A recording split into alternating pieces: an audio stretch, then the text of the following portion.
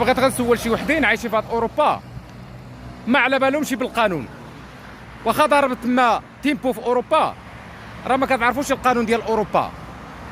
شي وحدين كيقول لك انا نضرب غير 7 سنين الخدمه في اوروبا و8 سنين وغادي نشد التقاعد ديالي وغادي نمشي نريح مع راسي وغادي نحشي فيهم رجلي ونحشي فيهم يدي.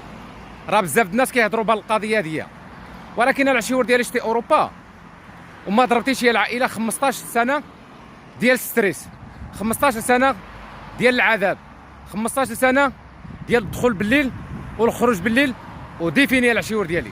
الا بغيتي يخليو لك تقاعد وترجع لبلادك تعيش في الوطن ديالك. ولكن العشيور ديال هذوك الناس اللي كيقولوا 7 سنين و8 سنين واخا تضرب 10 سنين والله لا شديتي تقاعد معاهم في اوروبا. شتي هذاك اللي كيضرب 7 سنين و8 سنين و10 سنين ديال الخدمه في اوروبا راه هذيك كيعطيوها لك معاونه اجوده، هذيك الطلبه. ولكن ديك المعاونه اللي كيعطيو لك ما يمكنلكش تهود للمغرب وتاكلها في المغرب وتعيش في الوطن ديالك. عندك مده 3 شهور غادي يحيدوها لك، يقولوا لك رجع لعنا هنا اللي كنعطيوها لك، بقى معنا هنا، عيش هنا، موت هنا حتى تموت، وإلا كنتي مخلص نصيفطوك ندفنوك في بلادك. ما كاينش هنا غادي تموت، هنا غادي ندفنوك، هنا غادي تبقى.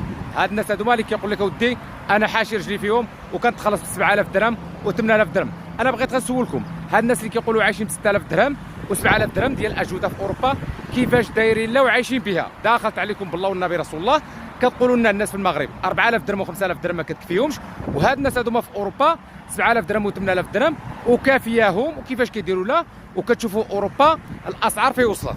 ايه يا عمي المغربي، هادشي هذا راه ما كيعانيو به الا الناس اللي حاشين يدهم في المزيوده. ولكن الواحد يلا طلع لاوروبا باقي سخون باوروبا وعزيز عليه اوروبا لان باقي كيقدس اوروبا وكيعلم اوروبا. السلام عليكم.